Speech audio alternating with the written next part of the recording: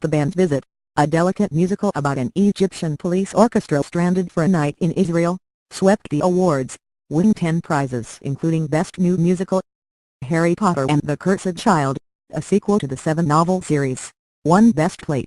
The biggest upset of the night, Once on This Island defeated Carousel and My Fair Lady to win Best Musical Revival.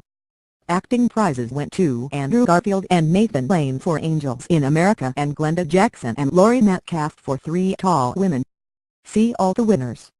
Student from the Marjorie Stoneman Douglas High School in Parkland, Florida, sang an anthem of survival from Rent, just months after living through a mass shooting. The Band's Visit sweeps. The Band's Visit, the gentle show about longing, loneliness and the Middle East, triumphed over 3 much better-known productions to win the Tony Award for Best New Musical Sunday night. The victory sent a strong message from Tony voters, who rewarded adult emotion and artistic integrity over commercialism and familiarity. While The Band's Visit is based on a film, it came to the stage far less known, and pre-sold, than the other contenders, Mean Girls, SpongeBob SquarePants, the Broadway musical and Frozen. But the Tonys also honored one of the biggest brands in popular culture, giving Harry Potter and the Cursed Child, an expensive and ambitious sequel to J.K. Rowling's 7 smash hit novels, the prize for Best New Play. Cursed Child was spared much of the criticism directed at other money ventures because of widespread admiration for the extraordinarily high level of stagecraft, storytelling and scenic elements, movement and magic, in the show.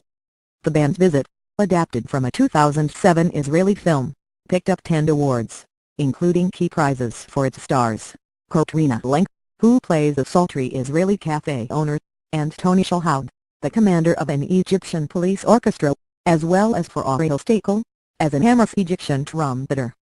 Among the show's prize recipients were its director, David Cromer, its composer, David Yazbek, and its book writer, Itamar Moses. An achingly delicate 90-minute show, it offers a vision of a world in which people can overcome suspicion and fear to find common humanity. Its victories came during an emotional awards ceremony at which many prize winners rued the current political climate in the United States. "Music gives people hope and makes borders disappear," said the musical's lead producer, Doran Wolf. "Our show offers a message of unity in a world that more and more seems bent on amplifying our differences." The British actress Glenda Jackson, winning her first Tony at 82, offered a gentle, but still pointed, comment on today's climate. "You, as always, are welcoming and kind and generous, and America has never needed that more," said Ms. Jackson, the former member of British Parliament. "But then, America is always great." But the actor Robert De Niro, introducing Bruce Springsteen, brought a note of anger to the proceedings as he slammed the president. "It's no longer down with Trump," he said, going on to suggest a profane alternative. The ceremony, hosted by the singers Sarah Bareilles Iles and Josh Grobank, was filled with emotional moments. The choir of students from Marjorie Stoneman Douglas High School in Parkland, Florida, who survived a mass shooting in February, sang a moving rendition of Seasons of Love, the anthem of survival from Rent. Several performers, John Leguizamo, who was born in Colombia, Ariel Stakel, whose father came from Yemen, and Lindsay Mendez, whose father is Mexican-American, praised theater for providing a home for Americans of all heritages. "I am so proud to be part of a community that celebrates diversity," said Ms. Mendez, who identifies herself as a Mexican Jewish girl, and who said she had been advised to change her surname to Matthews when she first moved to New York, advice she ignored. Ms. Mendez won for playing Carrie Kickridge, the same role that won Audra McDonald her first Tony in 1994. The boy wizard is a stage star. Harry Potter conquered publishing. He broke box office records on film. And now he's a Tony winner. Harry Potter and the Cursed Child, the magically theatrical 2-part drama, won the prize for Best New Play. The play is unlike any non-musical event that preceded it, as a spectacle and as an investment. And the theater industry, despite some weariness about creeping commercialism, has embraced it because of the talent brought to the story and the staging. Besides the big win, the play earned Tonys for costumes, sound, set and lighting, as well as for John Duffany's direction. The Cursed Child victory was perhaps the least surprising outcome of the season, but still a welcome one for the show's producers, who are hoping the play, running just over 5 hours and presented in two parts, will remain on Broadway 4 years. The lead producers are Sonia Friedman, Colin Callender and M.S. Rowling. An original story set 19 years after the conclusion of the final novel, the play depicts Harry Potter as a father, struggling with the ordinary challenges of parenting and the extraordinary challenges of doing so as a famous wizard.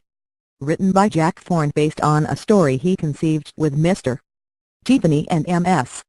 Rowling, Cursed Child is still running in London, as well as in New York, and a third production is scheduled to open in Melbourne, Australia, next year. The New York production was capitalized for $35.5 million, vastly more than any previous non-musical play, and features a large cast, a completely refurbished theatre and a level of spectacle more commonly associated with musicals. The path of Cursed Child to a Tony was eased by the fact that the last season was a relatively weak one for new plays, and Cursed Child was the only Tony-nominated new play still running at the end of the season. Angels in America has a big night. The starry staging of Tony Kushner's 7.5-hour play Angels in America, which transferred to Broadway from the National Theatre in London, was named the best play revival, cementing its claim as the best American drama of the late 20th century. The original production, which opened in two parts, in 1993 and 1994, had won the Pulitzer Prize and two Best Play Tony Awards. It was later adapted by Mike Nichols as a mini-series for HBO, and it is regularly studied and staged. Andrew Garfield, who on the red carpet described the play as about the agony and the ecstasy of living and dying, was honored as Best Leading Actor for his all-out performance as Prior Walter, the gay man whose battle with AIDS brings him prophetic powers and an encounter with the celestial. And Mr. Lane won as Best Featured Actor for his portrayal of the raging Roy Cohn, the right-wing lawyer who secretly had sex with men and died after contracting AIDS. "It is still speaking to us as powerfully as ever in the midst of such political insanity," said Mr.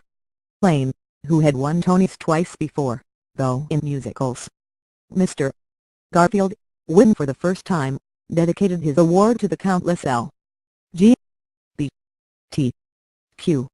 people who have fought and died for the right to live and love, and took a shot at the Supreme Court decision last week affirming a Colorado baker's refusal to bake a cake for a same-sex wedding.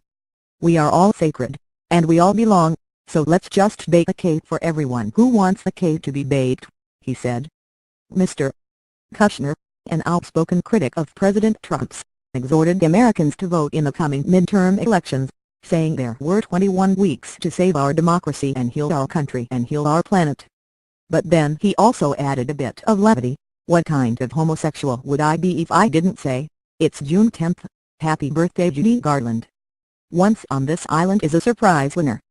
The biggest upset of the night was for Best Musical Revival, where Once on This Island beat out sumptuous productions of two classics, My Fair Lady and Carousel. The revival of Once on This Island, the tragic fairy tale musical by Lynn Ahrens and Stephen Flaherty, was staged in the round, with a set that resembled a Caribbean island in the aftermath of a hurricane and cast that included chickens and a goat. Among the other prize recipients, Laurie Metcalf was honored as Best Featured Actress in a play for her role in Edward Albee's Three Tall Women. And the costume designer Catherine Zuber won her 7th Tony, for her work on My Fair Lady. M.S. Jackson's Tony was notable because she had been nominated 4 times earlier, before taking a 23-year break from opting to serve in the British Parliament. She won for one of the season's most celebrated turns, as an enfeebled but tyrannical mother in Three Tall Women. He's born to win without even competing. Bruce Springsteen got a special Tony Award in recognition of his ecstatically reviewed and totally sold-out show, Springsteen on Broadway, during which he sings stripped-down versions of some of his best-known tunes and tells stories from his memoir. The show opened in October and is scheduled to close in December. "Thanks for making me feel so welcome on your block, Mr. Springsteen said in accepting the award to rousing applause. John Leguizamo, the actor, writer and comedian, also received a special Tony for his body of work and for his commitment to the theater, bringing diverse stories and audiences to Broadway for 3 decades. This past season, Mr. Leguizamo appeared in Latin History for Morons, his 4th solo show on Broadway. "I just want to say, I'm an immigrant, and I'm not an animal, Mr. Leguizamo said, alluding to a comment by President Trump about some unauthorized immigrants, and tearing up as he paid tribute to victims of Hurricane Maria, which devastated Puerto Rico last year. "My hope is that someday our stories won't be the exception, but the rule." The composer Andrew Lloyd Webber, one of the most successful musical theater writers and producers in history, received a Lifetime Achievement Award, as did Chica Rivera, the revered Broadway dancer and actor whose credits include originating a role of Anita in West Side Story. "By the way, there's still a lot of salt left in this shaker, Ms. Rivera, who is 85, said, reflecting on her intention to keep performing. Mr. Lloyd Webber, who is 70 years old, had already won 7 Tony Awards, including for Cats and the Phantom of the Opera. Ms. Rivera had won as a performer in The Rink and Kiss of the Spider-Woman. "All I wanted to be was Richard Rodgers," Mr. Lloyd Webber said, referring to the legendary Broadway composer. "I never dreamed that I, a Brit of all things, would one day be honored with the same award my idol won." An especially poignant award this year, Melody Hertzfeld, the drama teacher at the Marjorie Stoneman Douglas High School, was given an award for excellence in theater education. Ms. Hertzfeld hid 65 students during the mass shooting at her school on February 14, and then later helped some of them use theater and song to express some of their feelings. "It was some of those students who performed during the broadcast. All the goodness and tragedy that has brought me to this point will never be erased," she said. "I remember on February 7, in a circle with my students, encouraging them to be good to each other.